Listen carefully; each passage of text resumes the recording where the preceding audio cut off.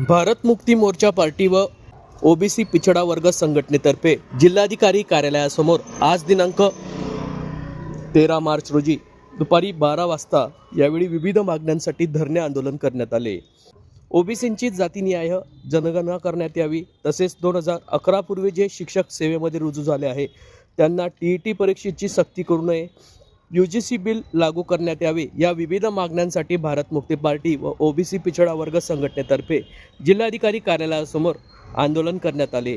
या संदर्भात भारत मुक्ती पार्टीचे जिल्हाध्यक्ष देवानंद निकम व आंदोलक अभेदा तळवी यांनी अधिक माहिती दिली। आज संपूर्ण भारतामध्ये भारत मुक्ती मोर्चा, राष्ट्रीय पिछड़ा वर्ग मोर्चा च्या माध्यमातून संपूर्ण भारतातील जेवढे जिल्हाधिकारी कार्यालय त्या सर्व जिल्हाधिकारी कार्यालयांवरती आज धरणा प्रदर्शन होत आहे।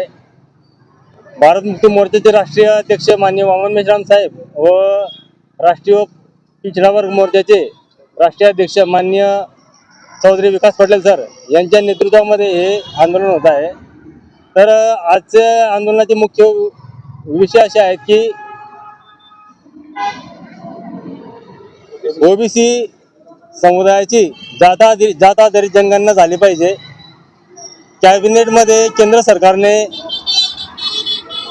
जाती जनगणनेची घोषणा केल्यानंतरही, ओबीसीची जाती जनगणनेची घोषणा केल्यानंतरही जे नोटिफिकेशन आहे जनगणनेचं, त्या नोटिफिकेशनमध्ये ओबीसी समाजाची जात आधारित जनगणनेचा कॉलमच रद्द केलेला आहे।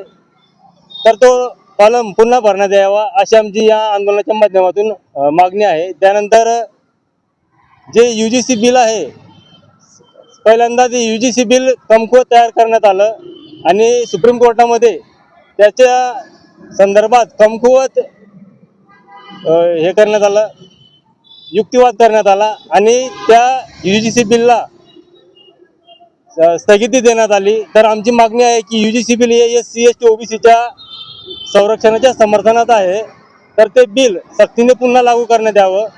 त्यानंतर 2011 पूर्वीचे जे शिक्षक आज विद्यार्थ्यांना शिकवत आहेत, त्या 2011 पूर्वी लागलेल्या सर्व शिक्षकांना टीईटी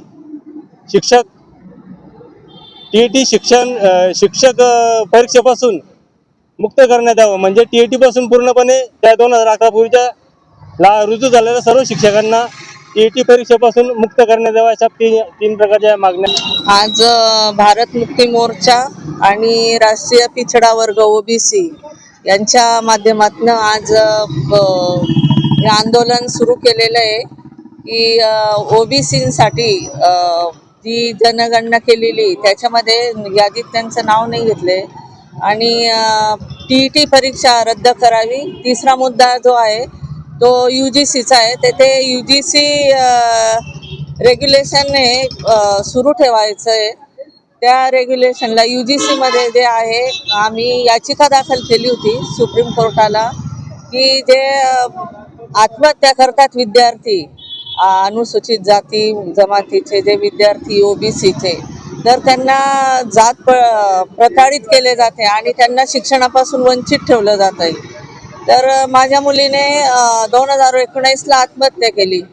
आत्महत्या केल्यानंतर बरंचसं आंदोलन झाले, मोर्चे झाले, राज्यभर याचा हे पसरला गेला, परंतु याच्यामध्ये काही एक फरक पडला नाही आणि आमच्या मुलांवर जी वेळ आहे ती वेळ सुरूच आहे। अजूनही आत्महत्या करतातच आहेत मुलं आणि त्यांना शिक्षणापासून वंचित ठेवण्याचे पुरेपूर प्रयत्न या युनिव्हर्सिटी, कॉलेजेसमध्ये, संस्थांमध्ये सुरू आहे।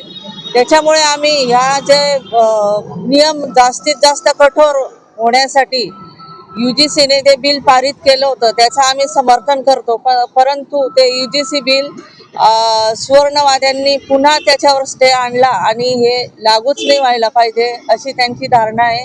आणि त्याच्यासाठी आता ह्या भारत मुक्ती मोर्चाच्या संयुक्त विद्यमाने आम्ही हे जे आंदोलन आहे ते चालूच ठेवणार आहे आणि यूजीसी बिल हे लागू करायलाच पाहिजे आणि व्हायलाच पाहिजे। कारण जी वेळ माझ्यावर आलेली आहे तशी इतर मुलींवरती, आईवडिलांवर येऊ नये याच्यासाठी आम्ही हे प्रयत्न करतोय आणि हा लढा आम्ही सुरू ठेवलेला आहे। माझं नाव आबेदा सलीम तडवी आहे. मी डॉक्टर पायल तडवीची आई आहे.